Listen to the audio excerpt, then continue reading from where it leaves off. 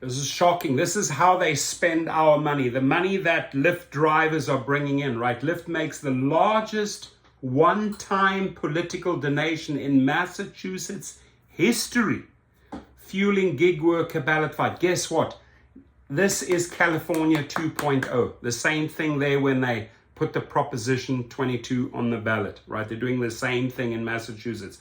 What are they doing? They are buying politicians, right? They are buttering. They're paying the right people. When you hear the type of money they are spending, right? They could be putting this into safety, right? We need to run counter ads, TV ads. We need to hit Massachusetts hard. We need to connect with the public. We cannot make the same mistake as we did with California. The coalition pushing petitions that could reshape on how gig economy workers are classified in Massachusetts took in the single largest political donation in state history last month, helping fund a phalanx of consultants, pollsters, and signature gatherers driving the questions towards the ballot. The rideshare giant Lyft gave a whopping $14.4 million. $14.4 million, this was disclosed today, to a committee supporting the petitions most, which came in a $13 million donation on December the 30th. Newly released records show the single contribution is the highest the State Office of Campaign and Political Finance has ever listed in an online database. And you guys can check that online database. The link is going to be below. Massachusetts, I'm asking the public and the citizens, don't allow Lyft to buy your vote, and drivers educate those riders. They tracked reported donations to campaign ballot coalitions or other political committees regulated under state law. Now, a couple of law firms that I recruit drivers for in Massachusetts, they are whipping Lyft and whipping Uber and getting settlements, right? And Lyft and Uber want to put an end to this, right? Because they are constantly getting new lawsuits and have to settle with each driver. So, I'm going to keep on funneling drivers to these law firms. I do that in Vegas. I do that in Massachusetts. I do that in California. I mean, I work with at least 10 law firms, right? And I send them tons and tons of drivers to get monies into their pockets because of these shenanigans. Here they are trying to buy the influence so that they do not have to pay. It made up the bulk of the $17.8 million in donations in-kind contributions the tech-backed ballot question committee reported taking since its launch in early August. The vast sums underscore what was long expected, the debate over whether rideshare drivers, DoorDash delivery people, and other should be classified as independent contractors or employees is drawing millions of dollars from the same companies that prevailed with voters in a costly ballot fight in California in 2020. The money here has helped pay for some of Massachusetts' best-known political consultants. On the committee's payroll are the Dewey Square Group. And I'm going to try and find their Twitter accounts and attach them, because you are the scum of the earth, Dewey Square Group. You're taking the money, you're screwing the drivers, right? And you are doing a bait and switch campaign with your citizens. The citizens, the public of Massachusetts should know what a bunch of scum Dewey Square Group is, a public affairs firm with deep roots in the Democratic politics, and Solomon, McCown, and Sense, a public relations outfit well versed in ballot question fights. The committee also enlisted another scum company, Conan Harris and Associates, a management consulting firm run and founded by the husband of Representative Ayanna Pressley. We're going to out your ass, Ayanna Pressley.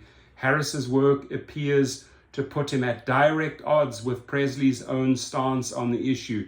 The second-term Boston Democrat has backed calls to treat gig workers as employees, arguing last year that they are being misclassified as contractors. So you're doing that on the one hand, but you're perfectly fine with your husband taking money in that company. I mean, you talk about double standards, the trash of the trash, and we got to expose this, right?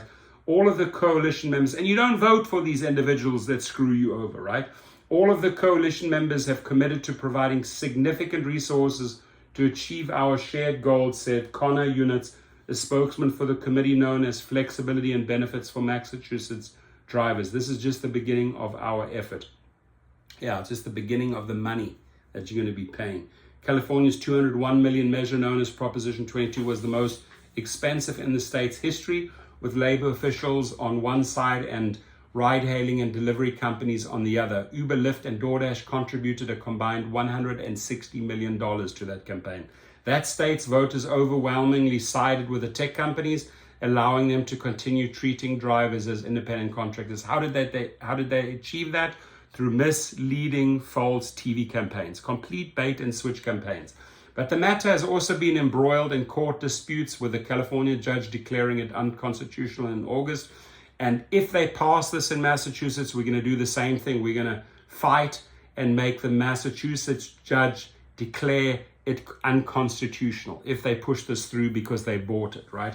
That battle is now brewing in Massachusetts, where absent action by the state legislature is likely to be decided by voters in November. The question of how thousands of workers should be treated legally has major implications for the rights and benefits they are entitled to in the state, as well as for some of the country's most well-known gig economy companies.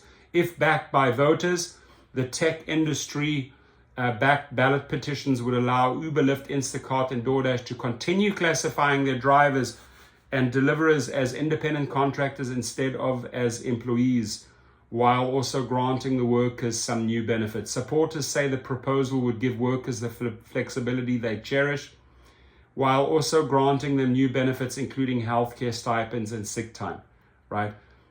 You don't get those healthcare stipends unless you're driving around the clock. So it's a complete con. It's a complete con when they say you're getting these health, and thousands of drivers have reported this in California. You don't get those stipends. It's an empty promise. Labor advocates, however, say the gig workers already should be guaranteed the rights and benefits of full employees under state law, and argue that in practice, few workers actually would receive the new benefits promised in the proposal, which I just said. The tech-backed committee is pushing two slightly different versions of the question, one of which would require paid safety training sessions for drivers, including topics like collision avoidance and sexual assault prevention. Proponents are expected to move forward with only one question, the Secretary of State's office said last month, after the measure gathered more than 80,239 signatures. And by the way, they pay about $4 to $10 per signature, right, to get that on the ballot, which they have, required to move toward voters' hands. The ballot petitions now sit with the legislature. If Massachusetts lawmakers do not take any action on them, proponents must file an additional 13,374 signatures. They will easily get that, but by July the 6th to secure place on the ballot. But gig economy companies are hardly waiting. Lyft's record-setting donation flowed in just days after the committee cleared the initial signature gathering hurdle, adding to donations from Instacart, which contributed 1.2 million, DoorDash, which puts up 1.17 million, and Uber, which contributed a little more than 1 million. So it's a phone call between these CEOs. Hey, let's collaborate. We got to make this happen. We got to screw over these gig workers, right? Let's put money in. Among those aiding the campaign is Harris, a former City of Boston staffer who started his own firm days before his wife was sworn into office. Just scum. We're going to vote her out. We're going to vote you out because of this Harris guy, right? The committee has paid his firm roughly $43,300 since September for what units described as grass tops outreach to community leaders, business groups, churches, and others about the ballot measures. That's how they brainwash those individuals to get the vote, right? To screw you over, to screw you, the hardworking, essential gig worker, over, right? Go into the churches, they'll go into these communities, pay, buy the vote, screw you over. Presley has indicated she disagrees with their position. She backed Labor Secretary Martin Walsh last spring after the former Boston mayor said that a lot of gig workers should be classified as employees. Gig economy workers should not be able to misclassified as contractors, Presley wrote on Twitter in May, thanking Walsh for his comments. They need benefits and full labor protections. A Presley aide said her assistance has not changed. The Congresswoman has consistently said that economy workers should be classified as employees and should have the rights and protections that employees have. So why is your husband taking the money then? Why is he taking the money?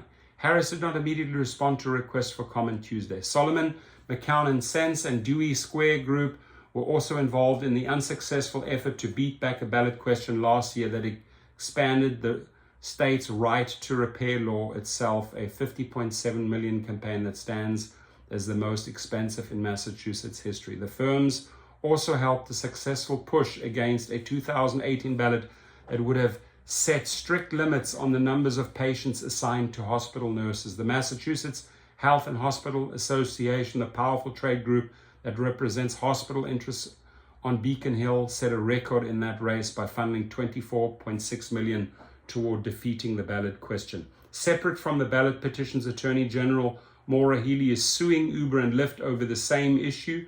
Good for her.